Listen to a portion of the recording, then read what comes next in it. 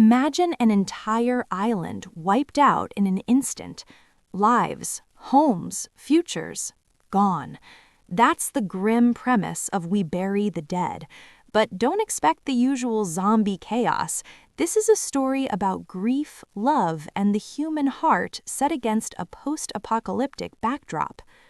Starring Daisy Ridley, yes, Ray herself, We Bury the Dead isn't your typical undead thriller. Ridley plays Ava Newman, an American physical therapist who arrives in Tasmania after a catastrophic U.S. military experiment kills 500,000 people. And among the dead may be her husband, Mitch, caught on a business retreat in the southern part of the island. So here's the setup. The U.S. military's experimental weapon triggers an electromagnetic pulse over Tasmania. Some die instantly, others suffer neural shutdown. The devastation is total. Entire towns fall silent, cities burn, and the government calls in aid workers from around the world to recover the dead. This is where Ava enters, joining a body retrieval unit tasked with going door to door, home to home, to remove bodies for identification and burial. From the start, the movie isn't about the zombies, it's about what the living experience in the wake of overwhelming death. Ava's journey is equal parts literal and emotional. Each home she enters tells a story. Meals left unfinished, beds where families once slept, personal mementos frozen in time. The horror here isn't only in the undead, it's in the poignancy of lives senselessly ended. Ava isn't alone. She's partnered with Clay, played by Brenton Thwaites, a brash, thrill-seeking aid worker who serves as both her guide and foil.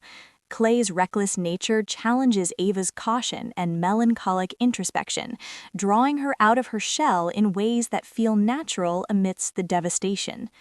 And then there's Riley, played by Mark Coles-Smith, the soldier assigned to the post-disaster zone.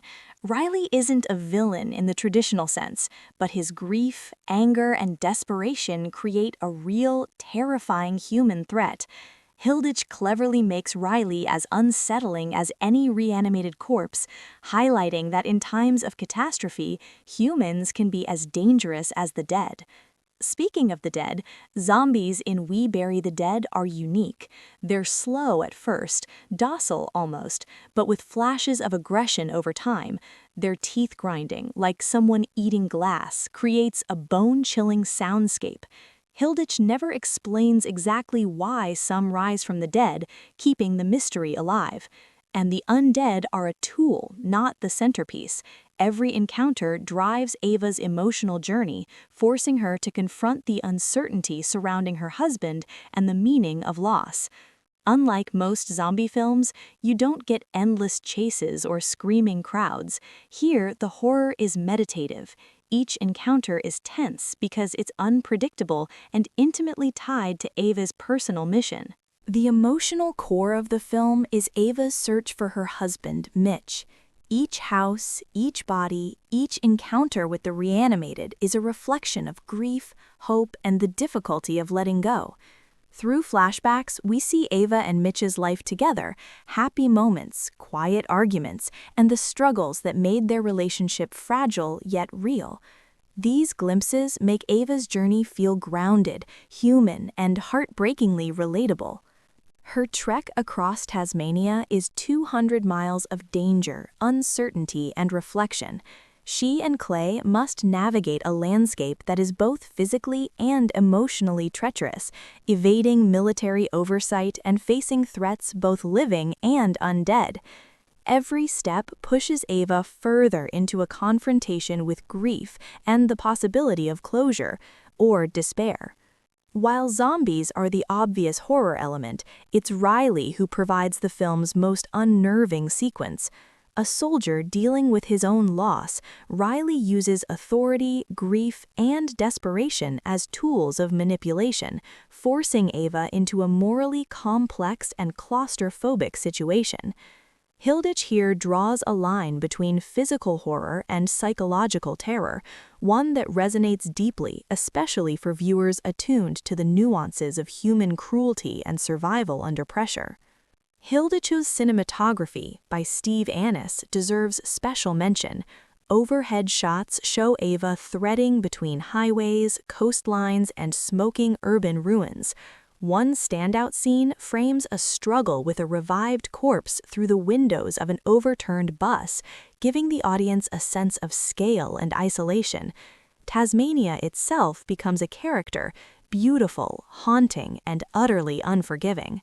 Despite a modest budget, the film manages to make Tasmania feel vast, desolate, and real.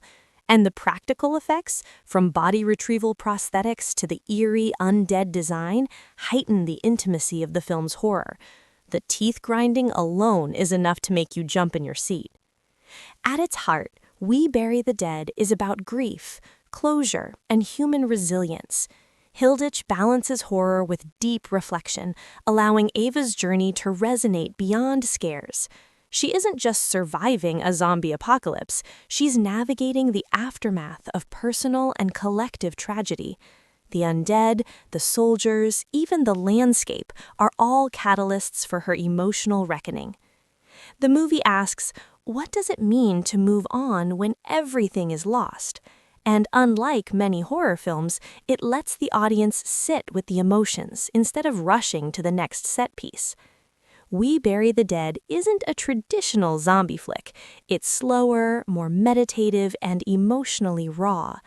Daisy Ridley anchors the film with a performance full of quiet grief and steely determination.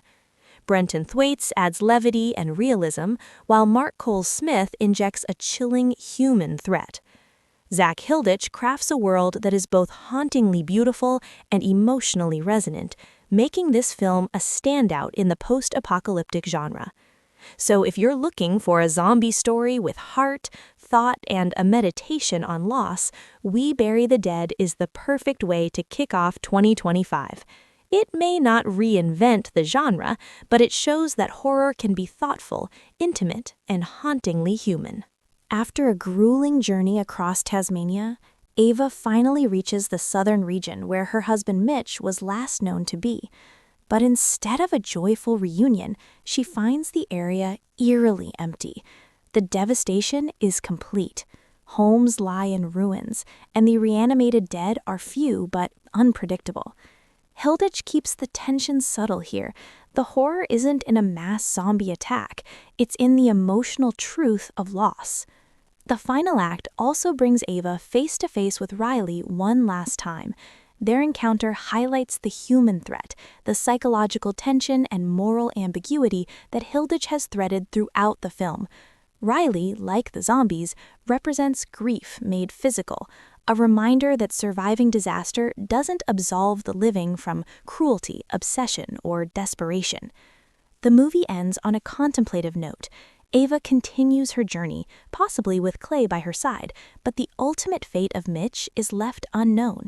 There's no tidy resolution, no cinematic reunion, no conventional happy ending. Hilditch deliberately leaves it open, making the audience sit with the ambiguity and the weight of human loss. This ending reinforces the film's central themes: grief, closure, and resilience. Ava's story isn't about defeating the dead or even surviving. It's about learning to carry loss, finding meaning in chaos, and deciding how to move forward in a world forever changed. The zombies are never the real monsters. The real story is human, intimate, and heartbreakingly universal. So the ending might frustrate viewers looking for answers, but that's exactly the point. Life and death are messy, uncertain, and often cruel. We Bury the Dead challenges us to confront that reality while delivering a cinematic journey that's both beautiful and devastating. It's a meditative horror experience you won't soon forget.